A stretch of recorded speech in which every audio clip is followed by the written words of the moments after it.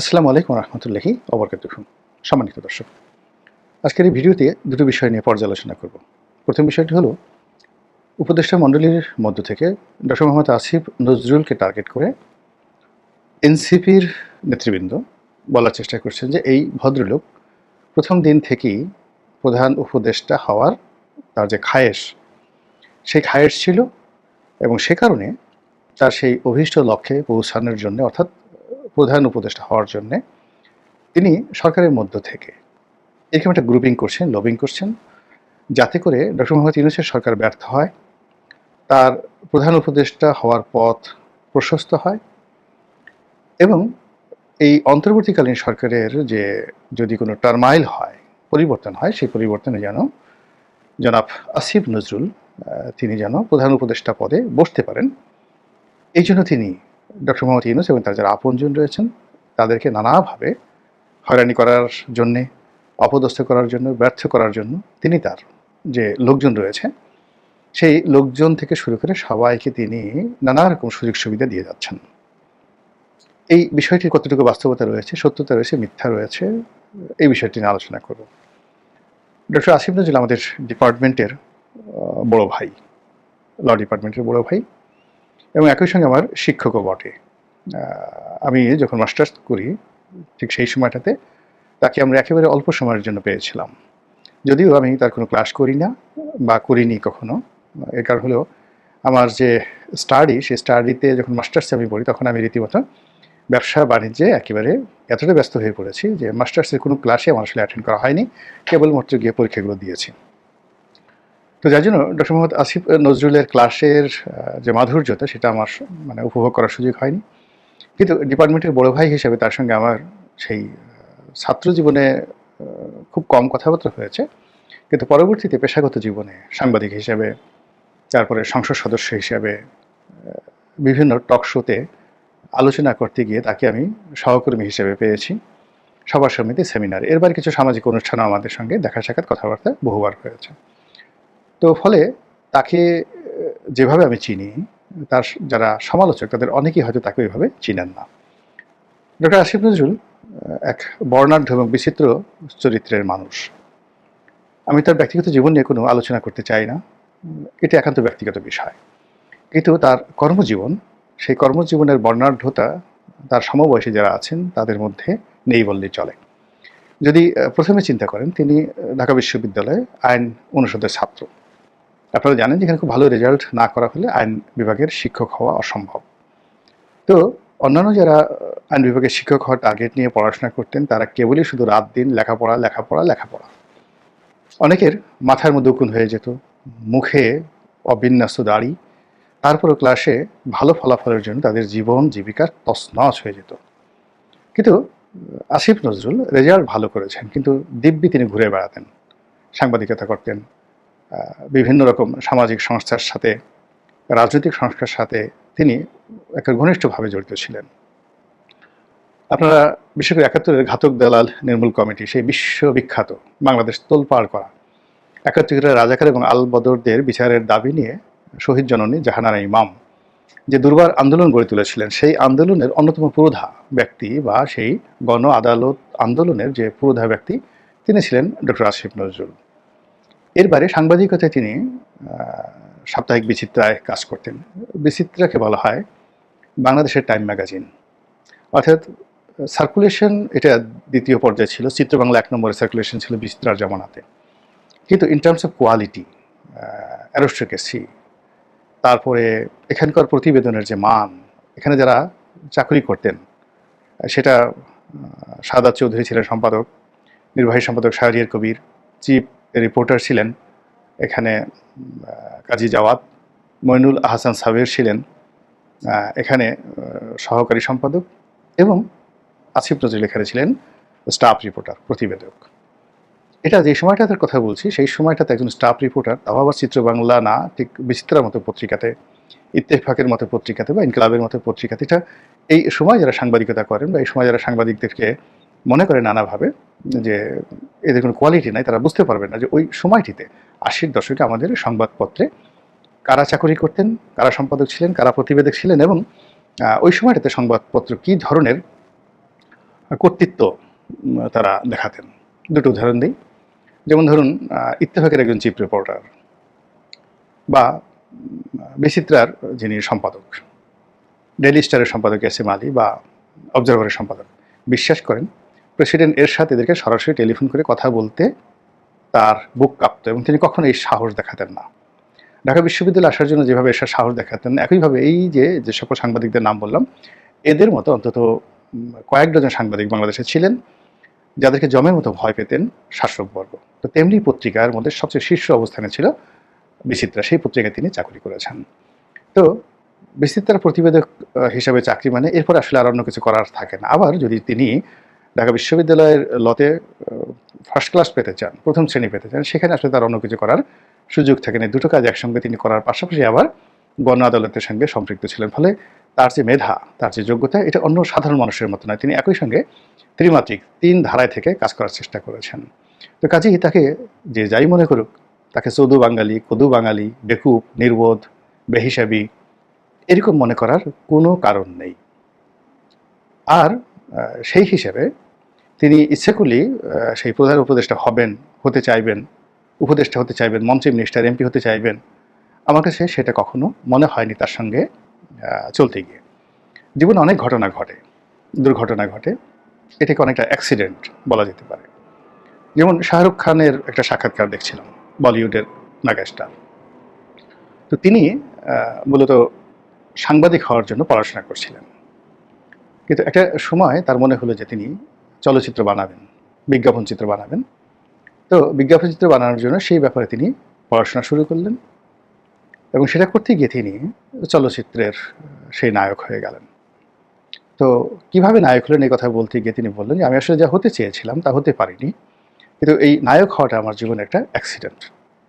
তদ্রূপ এই যে উপদেষ্টা হওয়াটা ডক্টর ইউনূসের সঙ্গে তার উপদেষ্টা পরিষদে সম্পৃক্ত হওয়া, শেখ হাসিনার পতনের পরে এই যে আসিফ নজরুল সাহেবের জীবনে যা কিছু ঘটেছে, এটা একটা দুর্ঘটনা। নেতিবাচক বলেন, ইতিবাচক বলেন, এটার জন্যে কখনো জনাব আসিফ নজরুল লালায়িত ছিলেন না। আমি ঘনিষ্ঠভাবে তাকে চিনি। তিনি সবার সঙ্গে সম্পর্ক রক্ষা করতেন, এমনকি আওয়ামী লীগের যারা লোকজন, মানে কোনো যাকে বলা একেবারে লিবারেল একজন মানুষ, ন্যায়ের পক্ষে কথা বলতেন। আর বিএনপি, আওয়ামী লীগ, জামাত, জাতীয় পার্টি এ সকল দলে যে সকল ভালো মানুষ ছিলেন তাদের সবার সঙ্গে তার ব্যক্তিগত সম্পর্ক ছিল। আর তিনি ভালোকে ভালো বলতেন, মন্দকে মন্দ বলতেন। এবং 2024 না 23 সনের আগস্ট, সেপ্টেম্বর, অক্টোবর, ওই যে 28 অক্টোবর যে বিএনপির সমাবেশ হলো তার ঠিক আগে তার সঙ্গে আমার একটা খুব জরুরি বৈঠক করার সুযোগ হয়েছিল। জনাব তারেক রহমান সাহেব দায়িত্ব দিয়েছিলেন তার সঙ্গে একটা বিষয়ে আলাপ আলোচনা করার জন্য, তার মতামত নেওয়ার জন্য। এই জন্য আমাদের প্রায় 2-3 ঘন্টা একান্ত বৈঠক হয়েছিল এবং এটা ছিল অ্যাবসলিউটলি পলিটিক্যাল কতগুলো কথাবার্তা। ঠিক সেই কথাবার্তার একটা লিখিত রিপোর্ট আমি বিএনপির চেয়ারপারসনের অফিসে জমা দিয়েছিলাম। আমার এখনও মনে আছে তার মধ্যে ন্যূনতম রাজনৈতিক কোনো অভিলাষ, পক্ষপাতিত্ব কিংবা কোনো বায়াসনেস এটা আমি কখনো দেখিনি। তিনি আওয়ামী লীগের শাসনের ব্যাপারে খুব হতাশ ছিলেন, ভীত সন্ত্রস্ত ছিলেন এবং তিনি যে কাজ করছেন বা টকশো থেকে কথাবার্তা বলছেন এটি সরকারের ধৈর্যচ্যুতি ঘটাতে পারে, এটি নিয়ে তিনি যাকে বলা চিন্তিত ছিলেন। কিন্তু এখন যে কথাগুলো তার সম্পর্কে বলা হচ্ছে, ডিপ স্টেটের এজেন্ট, এটা ওটা, জামাতি এজেন্ট, এটা তার সঙ্গে আমার সেই যে ছাত্র জীবনের সম্পর্ক থেকে পরবর্তী সময় কখনই তাকে এরকম খুব ধুরন্ধর প্রকৃতির কোনো মানুষ মনে হয়নি। এটা আমি বললাম, আমার ভুল হতে পারে বা সঠিক হতে পারে। কাজেই যারা বলছেন যে তিনি প্রধান উপদেষ্টা হওয়ার জন্য এই কাজগুলো করে যাচ্ছেন বা তিনি প্রধান উপদেষ্টা হতে চেয়েছিলেন, আসলে এই ধরনের কর্মকাণ্ড করার কোনো রেকর্ড তার জীবনে কখনো ছিল না। একইভাবে আমি বলতে পারি আদিলুর রহমান শুভ্র কিংবা মাহমুদুর রহমান সাহেব, এখন যিনি আমার দেশের সম্পাদক আছেন। আদিলুর রহমান শুভ্র সাহেব আমাদের ডিপার্টমেন্টের বড় ভাই, তার স্ত্রী সায়রা ও আমার ক্লাসমেট। তো কাজেই তাদের সম্পর্কে আমি জানি ওনাদের আসলে কখনো পলিটিক্যাল কোনো অ্যাম্বিশন ছিল না। এনজিও চালাতেন, এনজিও চালানোর জন্য যতটুকু কাজ করা দরকার, যতটুকু প্রতিবাদী হওয়া দরকার, ঠিক ততটুকুই প্রফেশনাল গ্রাউন্ড থেকে তারা এই কাজগুলো করেছেন। কিন্তু একটা সরকারকে উৎখাত করার জন্য, তারপরে শেষে একটা বিশেষ উদ্দেশ্য বাস্তবায়ন করার জন্য একটা যে সিন্ডিকেট, মানে আসলে আমি যেভাবে দেখেছি, হয়তো আমার নির্বুদ্ধিত হতে পারে, আমি এই মানুষগুলোকে এখনও পর্যন্ত মনে করতে পারি না যে এরা এই ধরনের কোনো চক্রান্তের সাথে জড়িত। এমনকি ডক্টর মোহাম্মদ ইউনূস, তার অনেক ব্যর্থতা আছে, তার অনেক সমালোচনা আমি করছি, কিন্তু ঠিক এই যে তিনি যখন প্যারিসে ছিলেন, তার ঠিক শেখ হাসিনার পতনের মাসখানেক আগে আমার সাথে তার টেলিফোনে অনেকক্ষণ কথা হয়। তো তিনি তার আসলে মামলা নিয়ে, মোকদ্দমা নিয়ে উদ্গ্রীব ছিলেন। এর বাইরে আমি তাকে কখনোই কোনো কথা বলতে শুনিনি। যদি রাজনীতির কোনো বিষয় তার থাকতো, তার অ্যাম্বিশন থাকতো, যেভাবে নাহিদের সঙ্গে বা অনেকের সঙ্গে বলা হচ্ছে তার সম্পর্ক আছে, তো সেক্ষেত্রে ২০০৯ সন থেকেই তো তার সাথে আমার এরকম সম্পর্ক। তিনি একটিবারের জন্য হইলেও আকার ইঙ্গিতে আমাকে বলার চেষ্টা করতেন, আকৃষ্ট করার চেষ্টা করতেন বা ইঙ্গিত দিতেন। কিন্তু সেরকম কোনো জিনিসই আমি এই ভদ্রলোকের মধ্যে কখনো দেখিনি। তো কাজেই এই যে তার যে প্রধান উপদেষ্টা হওয়া, এটাও আমার কাছে একটা অ্যাক্সিডেন্ট মনে হচ্ছে, সেই যাকে বলা হয় শাহরুখ খানের মতো। এ ব্যাপারে আমার বক্তব্য শেষ। ২ নম্বরে যেটা বলছিলাম সেটা হলো আজকের যে শিরোনাম দিচ্ছি যে ডক্টর মোহাম্মদ আসিফ নজরুল প্রধান উপদেষ্টা হতে চাচ্ছেন। আর বাংলাদেশের যে বিষয়বস্তু রয়েছে সেই বিষয়বস্তু নিয়ে বিশ্ব মিডিয়া যে কর্মকাণ্ডগুলো করছে, সেই কর্মকাণ্ডগুলো এই মুহূর্তে আমাদেরকে রীতিমতো মাতাল এবং টালমাটাল করে তুলছে। এখানে আমি বললাম যে এখানে অনেক মানুষই এসেছেন বাই অ্যাক্সিডেন্ট, এমনকি এই যে শফিকুল ইসলাম, তিনি প্রেস সচিব, খুব এখন দেখছেন যে ডক্টর মোহাম্মদ ইউনূসের পক্ষে কথা বলছেন, আওয়ামী বিরোধী ভূমিকা পালন করছেন। অ্যাকচুয়ালি তিনি যখন সাংবাদিক হিসেবে তার সঙ্গে আমার একটা টক শোতে কথাবার্তা হয়েছিল, আমরা ছিলাম এটিএন বাংলার একটা টক শোতে, ওই দিনই আমার সঙ্গে তার প্রথম কথা হলো। এই ভদ্রলোককে একজন একেবারে আপাদমস্তক প্রফেশনাল, অনেস্ট, তারপরে শেষে যাকে বলা হয় জেন্টেলম্যান, মনে প্রাণে উচ্চ বর্ণের একজন ভদ্রলোক বলেই তাকে আমার মনে হয়েছিল সেই সময়টিতে। যাই হোক, পরবর্তীতে তিনি কিভাবে এখানে আসলেন, কিভাবে প্রেস সচিব হলেন, কি হলেন, এই জিনিসগুলো এত দ্রুত ঘটে গেছে, আমার কাছে মনে হচ্ছে অ্যাক্ট অফ গড আর এনি অ্যাক্সিডেন্টাল এই ঘটনাগুলো। কিন্তু তিনি প্রেস সচিব হবেন বা এরকম একটা দীর্ঘদিন ধরে ডক্টর মোহাম্মদ ইউনূসের সঙ্গে তার এরকম একটা যোগাযোগ, একটা ম্যাটিকুলাস ডিজাইন, এটি আমার কাছে মনে হচ্ছে না। তো ফলে কি হলো যে এই যে এখন পরস্পর বিরোধী যে কথাগুলো হচ্ছে বিভিন্ন পক্ষ থেকে, এতে অনেক ইনফ্লুয়েন্স হলেও আমি ব্যক্তিগতভাবে ইনফ্লুয়েন্সড হই না, এই কারণে যে কোনো একটা বিষয় যা ঘটে আমাদের সমাজে প্রায় বেশিরভাগ ক্ষেত্রে কিন্তু সত্য নয়। এমনকি যে আপনারা আমাকে দেখছেন, সেটা আপনি সত্যভাবে দেখছেন না, আপনি কিন্তু আমাকে উল্টোভাবে দেখছেন। আপনার ব্রেইন যেভাবে রিয়্যাক্ট করছে, চোখের পাতা যেভাবে কাজ করছে, চোখের কর্নিয়া যেভাবে কাজ করছে, এখানে ব্রেনের নিউরন যেভাবে কাজ করছে, এইগুলোর বৈজ্ঞানিক ব্যাখ্যা শুনে আপনি অবাক হয়ে যাবেন যে আমাকে উল্টো দেখার পরেও আপনি কীভাবে সঠিকভাবে আবার মুহূর্তের মধ্যে সেটা আপনার সামনে উপস্থাপিত হচ্ছে। তো এরকম এর ভিতরে অনেক কিছু ঘটনা ঘটে। আমরা আমাদের সামনে আমরা খাবার খাচ্ছি, কিন্তু যদি আমরা আমাদের চোখের পাওয়ারটা একটু বাড়িয়ে দেওয়া হয়, আমরা বাঁচতে পারবো না। পোকামাকড়, তারপর শেষে বিভিন্ন ব্যাকটেরিয়া, এদেরকে যদি আমরা দেখি আমাদের পাগল হয়ে যাব। আমাদের চারিদিকে এত শব্দ হচ্ছে, আমাদের কানের যে শ্রবণ শক্তি একটু বাড়িয়ে দিলে আমরা পাগল হয়ে যাব। এই রুমের মধ্যে আমি যেখানে বসে ভিডিও করছি, হাজার হাজার কোটি ব্যাকটেরিয়া রয়েছে, ভাইরাস রয়েছে, তারা শব্দ করছে, বিভিন্ন অশরীরী আত্মা রয়েছে, শব্দ করছে, সেই শব্দগুলো আমরা শুনতে পাচ্ছি না। কিন্তু এখানে আমাদের শব্দের যে কানের যে শ্রবণ শক্তিটা বাড়িয়ে দিলে কিন্তু আমার সর্বনাশ, আমি পাগল হয়ে যাবো, এখানে শুনতে পাবো না। ফলে আমাদের এই সমাজে অনেক কিছু হচ্ছে, এটা আমরা দেখতে পাচ্ছি, কিন্তু পর্দার আড়ালে যা কিছু হচ্ছে সেটা আমরা জানি না। দ্বিতীয় যে প্রসঙ্গটি নিয়ে আলোচনা করবো সেটা হলো বিশ্ব মিডিয়া। হঠাৎ করে বিশ্ব মিডিয়াতে শেখ হাসিনাকে এবং আওয়ামী লীগকে নিয়ে অনেকগুলো প্রতিবেদন ছাপা হয়েছে এবং দৃশ্যত এবং কার্যত প্রায় সব প্রতিবেদনগুলো একেবারে পজিটিভ।